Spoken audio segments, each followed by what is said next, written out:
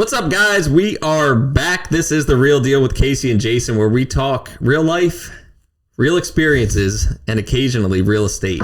What is happening? I love that. Intro is legit. That's real good, man. I'm liking it, and it's flowing now. I finally got over the bloopers of calling it the Casey and Jason show, which we might bring back once we get a little bit bigger following. We might bring that back once people know exactly who we are. Today, we're going to kick this thing off with a question that we got when we first made a post about the podcast, and we said, hey guys, we need some topics, some things that you have questions on, some things that we could possibly answer or just discuss, share our experiences. That's what this is all about. And a good buddy of ours, why don't you go ahead and introduce a good buddy of ours that we're going to talk about? Yeah, he's Travis Myers. Shout out Travis. One of the funniest dudes I know, one of the most genuine guys I know. Travis dropped us a Facebook comment, I think. Yep. And asked us to talk about work-life balance, which I'm excited. I know you're going to kick this thing off and kind of lead it in that direction. But I can't shout out Travis without shouting out his better half, Brittany, who's an awesome people. Yeah, agent in our office that is very knowledgeable, extremely helpful, a great person, just like Travis. And so shout out Travis and Brittany. Yes, absolutely. Great people, good friends of ours. And we appreciate the question because I think it comes from a place of, people look at us, right? And we left the whole 9-to-5 world. Both of us had corporate jobs at one point. We'll call them corporate. Sure. Something like that. Local government, corporate. Yeah. Salaried positions. And both of us left that for 100% commission. You in real estate, me in mortgages. And I think his comment was something along the lines of, and we should have had him here. Yeah. I don't know why Travis isn't here Travis is in Florida. That's why. Travis is in Florida. Him and Brittany are down there. They both just got new tattoos, which are pretty awesome. Pretty sweet. I don't have any tattoos. Me neither. So shout out to them for being brave enough to do that, because I think it requires bravery. Oh yeah. Me personally, I'm not a big needles guy. Anyway, they're in Florida. That's an undertaking. That's why Travis isn't here. I don't have any tattoos either. I'm a blank slate. Me too.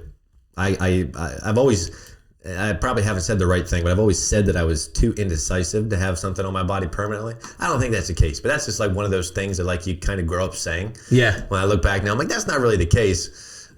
Just scared of needles. I'm just scared of needles. Yeah. But maybe one day. Maybe we'll have like a midlife crisis at some point, and then we'll be all tatted up. Yeah. Yeah. And to go back, so you said we made that post about the podcast, and that's kind of like when we've got these comments. In that same post, I'm pretty sure we said, yeah, we'll be back next week, and then nobody heard from us for like a month or two. Yeah. Because we were just like, what do we do now? And like, I know I was nervous. I was kind of hoping like, maybe we're not going to do this next Friday. I wasn't ready. Well, at that point we had an iPhone, and that was it. Yeah. So we didn't have any equipment, any mics. And we didn't have Nick. And we didn't have Nick, most importantly, who we're going to try to encourage him to go hot with the mic this week. Yeah. Nick, is your mic on right now? It is now. Yeah, there he is. There we go. Our producer. Yes. Nick, what do you want to be referred to as? Producer or? Nick, call him what you want. He has one of the most diverse sets of skills of anyone that I've ever met. For sure. And you know what else too? His skills are they're really set up for the way that the whole world is going. Oh yeah. And like the tech, visual communication. I don't want to put him in a box because he can do it all, but I just think that his skill set for sure it's like the new world. It's the new way we're living in. But he also ties it back with he's very mechanically apt. Extremely mechanically apt. Yeah, so the guy can build anything, fix anything. He's running our podcast. He did a project this morning for your brother's business, and he's fixing my Jeep right after this. And let's mention, this is his day off. This is his day off. And that ties in perfectly to it actually does. Kind of what we're about to talk about. Yeah. So let me get back to the comment. Travis Myers said something like, I'll have to quote it. We'll have to find it. But he said something like, you guys are always on call, or you guys are always working, something like that. I'd love to hear you talk about work-life balance. So it begs the question, right? If you do jump into a 100% commission job or jump into being self-employed, maybe the perception's out there that you guys are always working, and maybe he sees this and just, Travis was a customer of ours, I believe. My father's and yours. Okay. Yep. Yeah. So, and now Brittany with being a real estate agent. Yep. So he sees that side of it where there's a lot of weekends involved. People want to see houses on the weekends. There's a lot of evenings involved. Hey, I work until 4 or 5 o'clock, 6 o'clock. Can we go see this house at 8 o'clock at night? So maybe the perception's out there that, well, if you're in that business, you just have to be willing to work all the time, or whenever, duty calls, right? Whenever somebody else needs to be available, needs you to be available. Well, that's probably what that's to a degree still what I think, but that's probably what we thought when we first got into it. Like, yeah, we have to make our own hours, so we need to be available all the time. Yep. And I know I still struggle with that, but yeah, I think that's a fair assumption for most people who are looking outside in at mortgage lenders and real estate agents. Yeah. And part of the reason I got into what I do and 100% commission, this is my story about it. So I'm working at an insurance company. I'm driving an hour one way each way from Clayton, Delaware to Wilmington. So long commute. I was working, 8, 9, 10 hours a day. And then I was driving home. So at that point, I was not, we had, my daughter was young at that time. I wasn't really seeing her much. I would leave before she got up. I would get home and see her for 30 minutes or an hour, and then she would be going to bed because it was, 7 o'clock at night. And then, my mentors and friends and family that are in the mortgage business. So my brother and Bo and Jason and Chris are all, like, I see the way that they are with their families. Their kids were a little bit older. They're older than I am. They're at every sporting event. They're at, they're going out to dinner, and they look like they had such freedom of their time. So for me, it was like, man, if I can get into that, I'll have that freedom. And what I've found is that you do have more freedom of your time. So I can kind of build my schedule around things that I want to be at. Like, for me, it's just T-ball at this point. But at some point, sporting events that are, we'll see what it progresses into or whatever my kids want to get into. But I can build my schedule around that.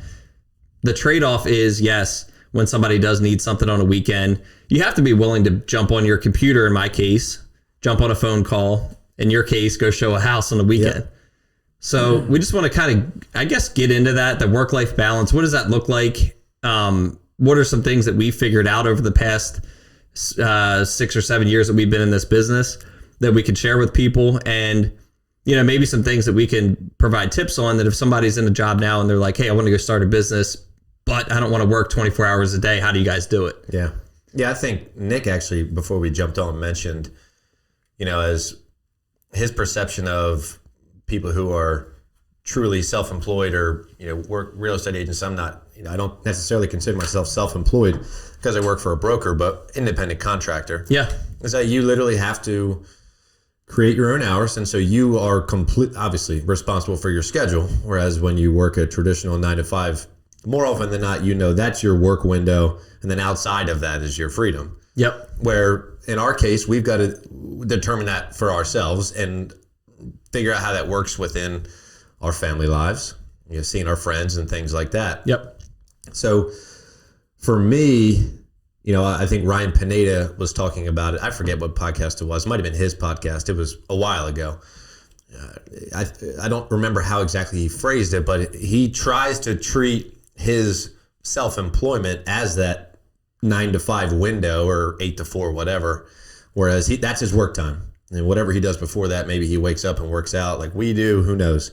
And then he's got a window of family time where I think he's tries to stay away from his phone, do things like that, and just focus solely those 2, 3, 4 hours on this is my time with my family, and I'm not going to do any work-related stuff, or at least keep it to a minimum. Yeah, I did see that, and I think that's a good way to look at it. Like, just because you're self-employed or just because you're commission-based, look, there's a lot that you can get done in an 8-hour workday. Yeah. So, but you have to be conscious of building your day out so that you can get the things done you need to get done during that period of time, so that you can have a little bit of flexibility when it is after hours. And there's certain cases where, like for me, I can see a text or a call, and I can text back and say, hey, I'm with the family. I just got home. It's whatever time at night.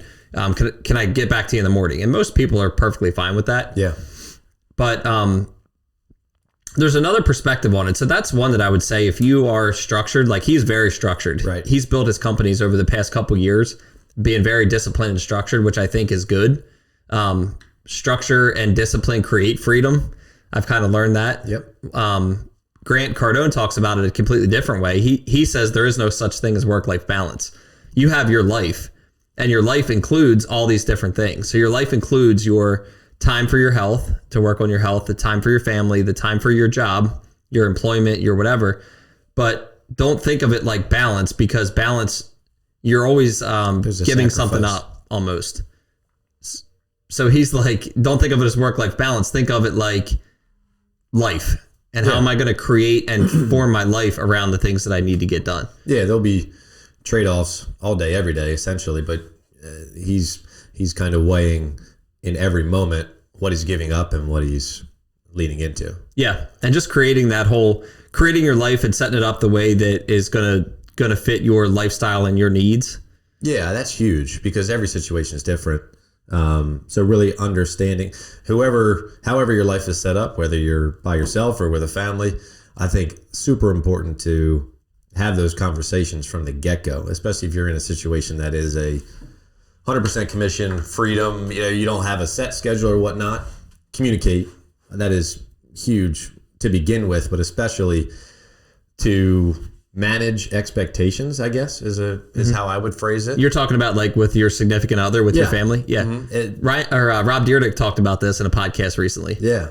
Just, if that way you're always on the same page and you're not getting yourself into situations that could cause conflict or things that could, kind of build up below the surface and then boil over. Here's what happened to me when I first got into the mortgage business. I thought the same thing, that I have to be available 24/7. Yeah.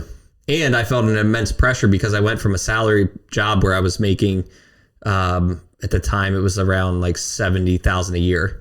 And I jumped into 100% commission, making $0 guaranteed. Yeah. So I felt this immense pressure. Like, I need to figure out how to replace that 70 as soon as possible. So I was like, I'll do whatever it takes. I'll work every weekend, every night. I actually started in the mortgage business. I would go to work at the insurance company. I would get off at like 5:30, and I would come here and actually sit in our now podcast studio. That's right. This was my office, and I would sit here and I would work until 8 or 8:30 because we were doing loans for people on the West Coast. So 8:30, 9 o'clock at night, it was the perfect time to reach people there. And I was like, you know what? If I just put the time in and work these late evenings, I can replace that income. And that's how I was able to eventually quit that job after a couple months and not do that anymore. But and I think that's probably when you're starting out what you might have to lean into, but is that sustainable?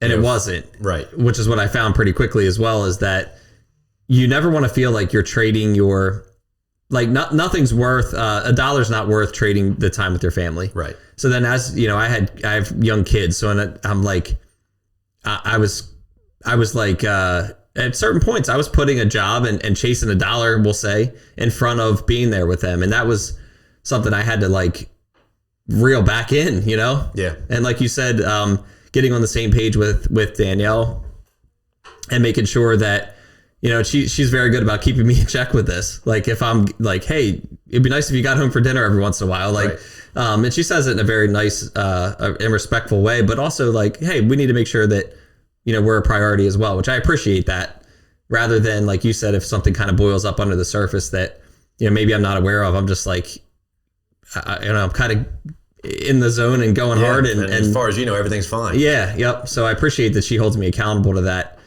But super important to make sure that I think, it all comes down to prioritizing. Yeah. So, is there anything that you do with your phone as a part of trying to, in the work-life balance scheme of things? Like, are you without your phone, or are you with your phone less for a certain amount of time? Like when you get home, do you put it somewhere? I do not. Okay. I have done this, but not consistently. Yeah. And maybe it's something that I think it's a great idea and something I should implement, because I do find myself, as much as I do consciously try to avoid looking at it and being on my phone when I'm there, when I get home with the family. But I still find myself, if it buzzes, I still look at it, which is a problem, because then as soon as I do that, they don't have my full attention. I'm not completely present with them. Yeah. whether I respond right away or not. So I think I need to do that. I've heard Ed Milet talk about taking your phone when you walk in the door and putting it like in a drawer for like the first, 30 minutes, an hour, whatever, when you first get home. Right. And I think I need to try that. Well, yeah, I was telling you before we started, my fiance and I went to dinner last night, planned a date night thing, made reservations, the whole deal, and changing outfits and whatnot, trying to figure out what I was going to wear, had my phone in the pocket, I guess, and set it somewhere. We left and we were on our way, and we were up against it time-wise. I'm feeling my pockets, and I'm like, oh no. I left my phone at home. Dude, I was legit, like I didn't like freak out, but I was scared. Like I was like, oh man, because I knew I had a couple things going on that were carrying over from the morning that I hadn't, either I knew people were going to reach out to me about, or like I was waiting on an email that I was going to tell somebody that I got, and I was just helpless. And Madison was like, it's okay, like just leave it, like we're not turning around, like. And so I was without my phone for 2 hours, and that's the longest I've been without my phone, like in a situation where I could have had it, in a while. Did you ever hit a point when you were there where you were like, did it ever occur to you like, hey, I don't have it, and it was kind of like a good feeling, like a freeing feeling? Yeah, it didn't take long, really. Yeah. Like as soon as you were like, I know I don't have it, I'm not going back for it. Yeah, like when I was still in the car, I was like, man, we can still turn around, even though like we'll be late. But yeah, once we got there and we were talking and there's people around, and especially when the food came out, and like we're both enjoying this like really great meal. Why don't we shout out the local establishment? Yeah, Prime 225. Yeah. Like, I mean, the best food around our little small town here. It's really cool to have something like that that's on a caliber of steakhouses I've been to, and every, like the nicest places across the country and different places. It's up there with them. Yeah, and I don't know if you used to frequent what it used to be, Southside. I was never. Yeah, we did. And so like when Southside closed, we were all sad. Yeah. And then we're like, what's this? Like a high-end steakhouse? That's never going to work. And dude, it crushes it. Yeah. It crushes it. Yeah. If you're from the area, if you're within, even an hour drive of Chesapeake City, Maryland, Prime 225, like out of this world, very, very, very good. Chesapeake City has lots of good local restaurants, like family-owned restaurants. And you went to like the Prime 225. Right. They've also now bought the old Bayard House. Have you been there? Yeah. It's good. Is it? Yeah. Same menu, or is it different? No, it's a little different. I haven't been there probably in a month or two, but food's great. Yeah. Okay. I have to try that. Add that to the list. And I know, we just kind of got off topic there, but yeah, so I was without my phone for a little while, and it was tough, but I survived. Yeah. Got through it. So I might have to try this. Like when I get home and when we're eating dinner with the family, I might have to just put it away and get it out of my my sight, sound, and just and start doing that. I think that'd be a good practice. I've also heard from people in my networking group that there's different settings you could put on your phone where you can turn off certain apps after a certain amount of time, or you can just shut down notifications for a certain time. You do the notifications like silenced or something, don't you? Because I get it sometimes when I text you at night, it's like Casey has his notifications silenced. That is there's a couple people that do that. I'm like, how do they do that? But I don't even look into it. Yeah. So what it is on here, you can actually set in your alarms. Instead of just having an alarm go off. Nick's probably back there shaking his head like, dude, how do you not know this? It's the most obvious thing ever. I know. So in your alarms here, there is a this sleep and wake time. Yeah. So if you set this, you set basically what time you want to go to bed and what time you want to wake up. And like 30 or 45 minutes before your bedtime, it'll actually silence your notifications. Interesting. Did not know that. And I guess you can see it from the iPhone side. I can see it, yeah. It'll say, okay, so... Casey has his notifications silenced. Right. I'm like, great, this dude's not getting back to me anytime soon. Yeah, and you can still look at your phone and answer, but it does shut them off. Gotcha. That's cool. So, yeah, that's a neat setting I've been trying out. I can't say that really helps a lot because I still do check my phone pretty frequently. Right. Let's get into... if you want to share any kind of like, hacks or tips or things that you found to be successful in the whole work-life balance thing. And I have a couple too. If you want me to start, I can. Yeah. I mean, for me, I'll be honest with you, I don't have like any methods that I'm implementing right now that are helping my work-life balance. What I do well is I communicate well. And that's what I do. Madison and I both communicate well. And I think that is very important to manage expectations. And I mean, we've got a shared calendar, which I don't think is anything out of this world. I think a lot of people probably do that, but that's helpful. So I can see what she's doing, she can see what I'm doing, and it just kind of lays things out ahead of time. So if you have like somebody wants to go see a house on Thursday at 6 o'clock, you put it on there right away, and then she could see it. So it's like, hey, we're on the same page. Yeah, and that's just like an extension of communication. I think it all kind of falls under that umbrella. Yeah. That's another thing that in that podcast, Rob Deerdeck talked about a shared calendar. We do have one, Danielle and I, but it's more for family stuff. Mm-hmm. And I don't have it synced to my work calendar, which I really should probably do. Yeah. Because that's like, you know, there's certain days where I might have a meeting early in the morning, or I might have a networking event that's at night, and she can't see that. So unless we're really, really like, and she'll ask me, you know, hey, what do you have going on today or this week? Yeah. And I have to kind of remember it, but then that just, it adds friction. A little bit. Which I think if you can take friction out of it, it's going to make everything just flow a lot smoother. Yeah. One of the things that I've been getting into lately, and this is all from stemming from the 75 Hard program, is what Andy Frisella talks about as the power list. And he basically, and he breaks this down for people that are self-employed or that are building a business. And I think it all applies to being, you know, commission-based where you don't have a set schedule. But he talks about winning the day. And he's like, what happens a lot of times is that people, you kind of get overwhelmed because you do what I did in the beginning, which is I have to be on 24/7. I have to do as much as I can. I have to cram it in. Yep. And that's not a recipe for long-term success, because you do burn out, or you sacrifice your family or your relationships, and it just doesn't work, because you can't have one thing that's taking precedence over everything else. So he talks about the power list. And I love this concept. And it's from 75 Hard, where you have critical tasks that you know you have to complete every single day. But you're only adding 3 critical tasks. And go listen to his stuff. If you guys want a reference to it, I can send you the exact podcast so I don't misspeak on anything. But it's basically 3 critical tasks that will move your business forward that day. So this wouldn't be things like, it's not a to-do list.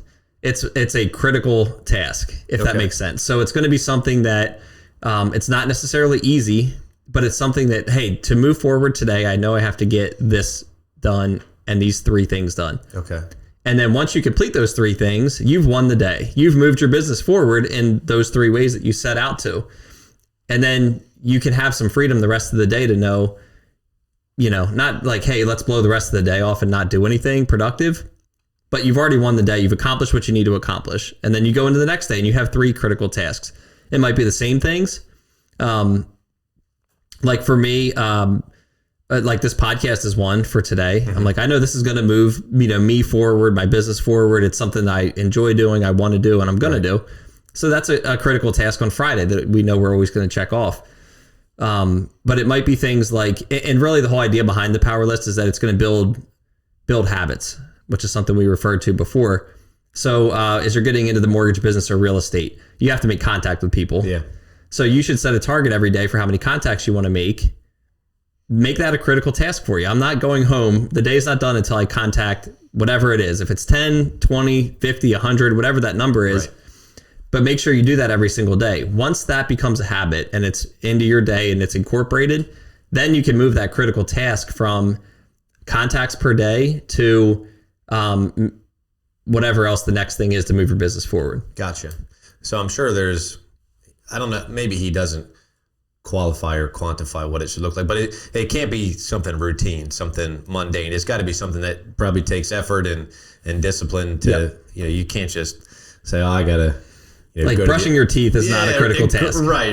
That's kind of what I was getting at, to make sure that you really are moving. So that caveat there, something that's moving your business forward, is really the kicker there. Yep. Yeah. And basically in 75 Hard, it's the 2 workouts a day are critical tasks. You're drinking a gallon of water, you're reading 10 pages, you are following a diet. Mm-hmm. Those are your critical tasks to start the 75 Hard program.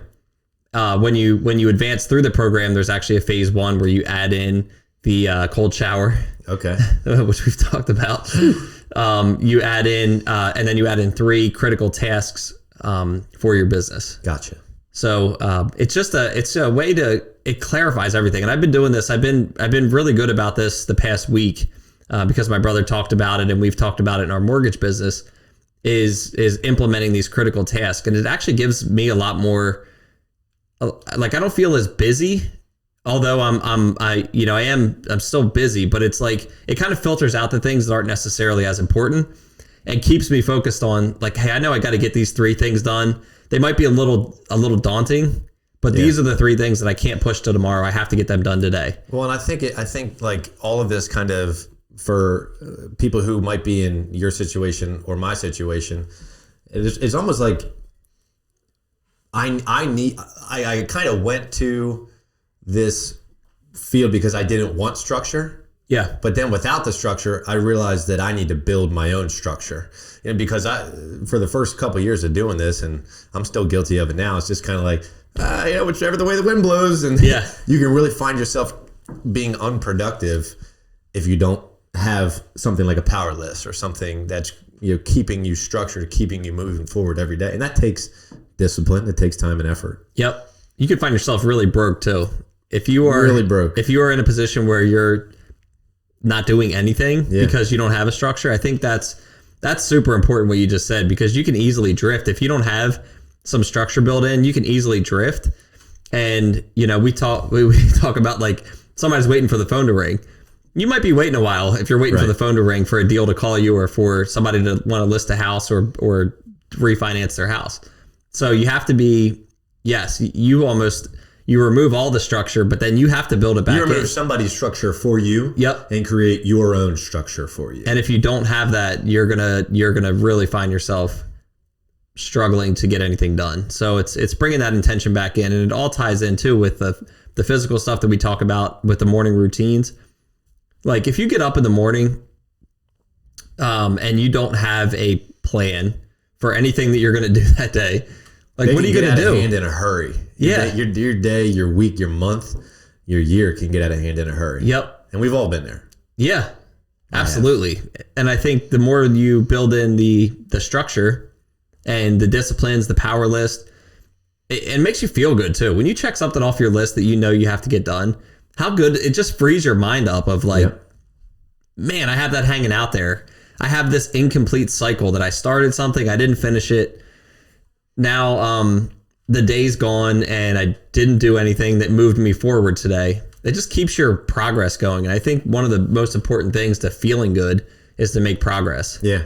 I said it like 7 times last podcast. Momentum is kind of like, once you do that one thing or 2 things or whatever, you actually are looking forward and looking for the next thing to do. Yep. Because I think you really do get back whatever you put out there. And if what you put out there is, achieving things and progress, trying to take that next step forward, then that's easily something that you can sustain over the long haul. I've noticed this too on weekends. So one of the things, when I worked at the insurance company, I didn't have to work weekends. So when I left work on Friday afternoon, that was it. I was done until Monday morning when I got there. This is a big shift because I love my weekends. I really enjoy it. That's my family time. That's my time to recreate with hunting or fishing or whatever it is that we're doing that weekend, going hiking. But I've noticed that when I do work on the weekends, and it doesn't have to be a lot, but if I just schedule some time, a couple hours on a Saturday and a couple hours Sunday, it keeps that momentum going and it keeps my mind in the making progress versus I left a bunch of stuff hanging on Friday or stuff's piling up over the weekend. And I know Monday when I come in, I'm going to get like I'm slammed with stuff and I can't get anything productive done Monday because I'm catching up. Yep. So just a couple hours of work. And that can also be too, if you're starting a new business or you're starting a side hustle, you're going to have to do it in your off time. You're going to have to do it in the evenings. You're going to have to do it on the weekends if you want to get something started, because if you have a full-time job that you're at all day, you probably can't spend that time doing it. Right. So it's just know that there's going to be some sacrifice in those evenings and weekends. However, if it's something that you're pursuing and you want to do, I think you'll find that it's fulfilling to do that. Definitely. So, any other tips, tricks, any other things that come to mind when you hear work-life balance? Is there somebody? Let me ask you this question: is there somebody that you think does work-life balance from your point of view really, really well? I think you do it pretty well. Yeah. I mean, that's what I would think. I mean, appreciate that. Yeah, somebody in my life that seems to do it really well, and I don't know the inner workings of your life too much, but yeah, I think you seem to do it pretty well. That's awesome. Thank you for saying that. And I think I could take a hint from a couple of things that you said with the phone trick. I think I'm going to try that. Yeah, I mean, I did it on accident. Yeah, but it worked, right? I did. I've been in that same situation, like maybe, I don't know how often, but like in a situation where my phone dies and I'm like, I don't have a charger. And I'm like, man, I feel anxious at first. I'm like, holy crap, I feel real anxious. Like I can't get back to anyone. What if somebody reaches out? What if they can't get a hold of me? But then when you realize that there's nothing you can do, it's kind of like you get a little bit of a freeing feeling from it. Yep. It's that temporary discomfort, but then it's pretty good. Yeah. That's a theme. Yeah. Awesome. Well, I hope this helps someone. Again, we appreciate you. Yeah, please send me specifically tips for work-life balance. That would be great. Please post your tips and any other questions you have. This was a fun topic, and again, it comes from our buddy Travis Myers, who gave us the content to talk about. And look, we're evolving. We're getting better. We're improving, and this is a good topic that I think we can all improve on. So hopefully, we gave you guys some food for thought out there. Thank you so much again for listening and sharing the show. It's so cool that we've had our YouTube channel up now for 3-4 weeks. Yeah. There's almost 250 people watched the video that we did on alcohol. Yeah. And if alcohol is if the best version of you includes alcohol. So that was a really fun show. We're having a blast with this. We appreciate all the support. And until the next time, this is The Real Deal. See y'all. See you guys.